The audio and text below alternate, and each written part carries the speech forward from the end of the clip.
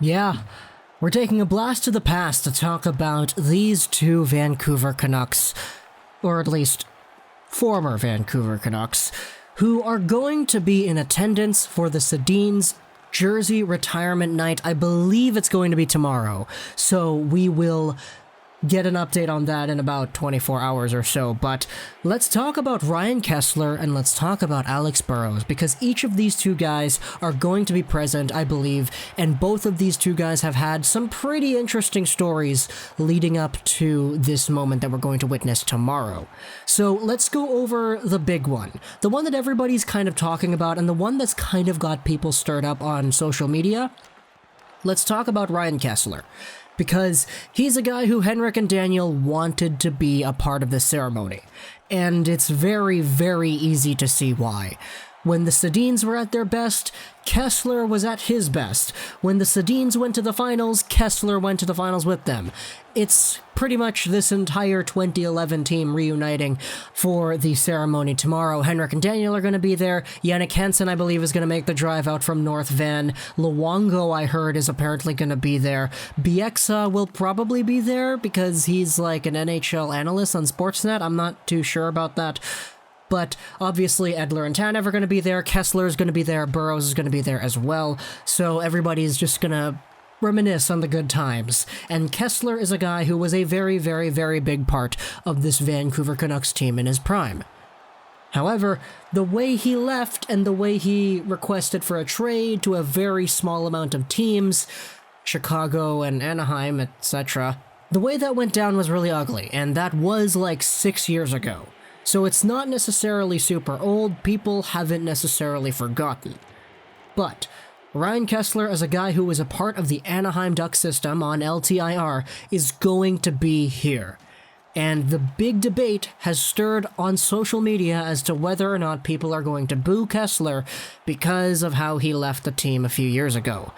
If you remember, every single time Anaheim would come to Vancouver and play the Canucks, Kesler would get booed every time he touched the puck, and that was something that everybody kind of acknowledged. Everybody knew why, but now Ryan Kesler has some quotes about what's going to happen tomorrow, because he does talk about how he did give his heart and soul to this team.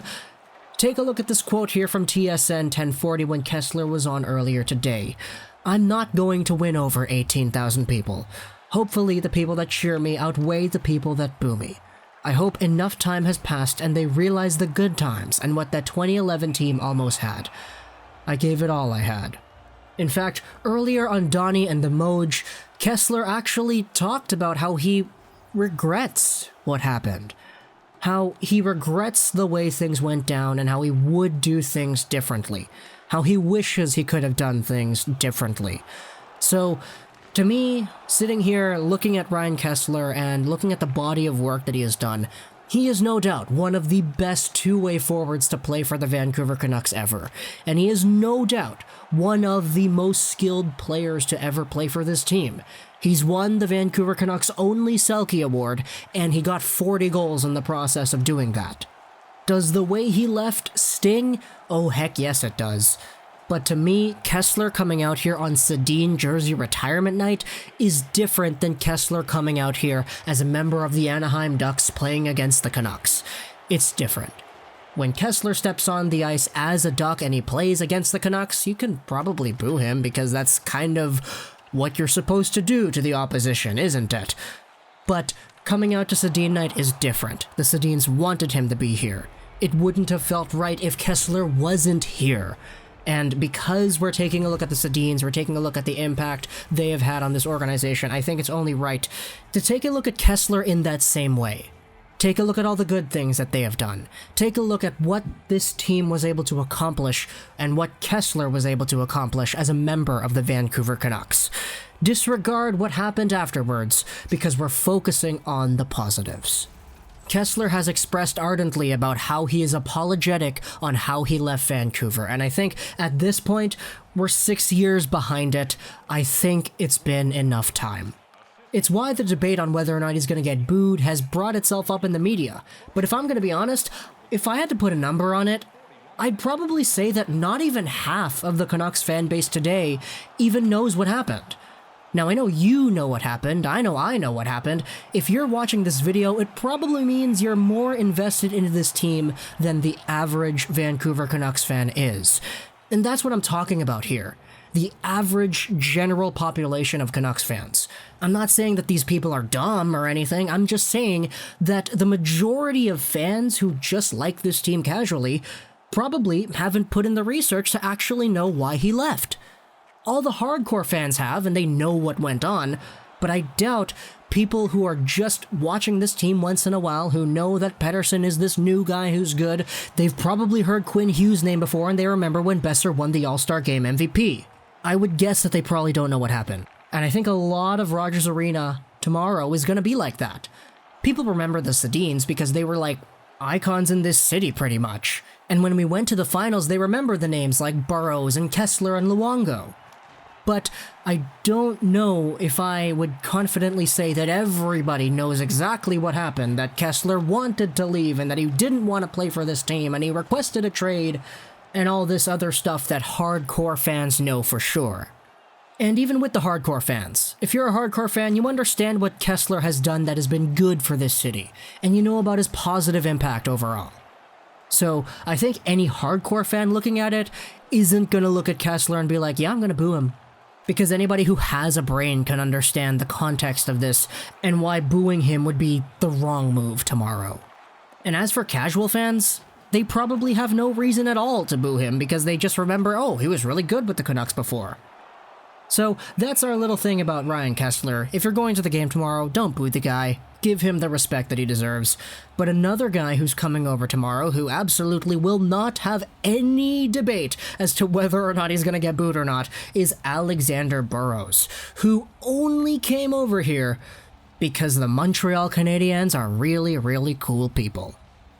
Now take a look at this. This is from the Armies. This is the Athletic article posted about the Canucks games, written by Drance and Dale.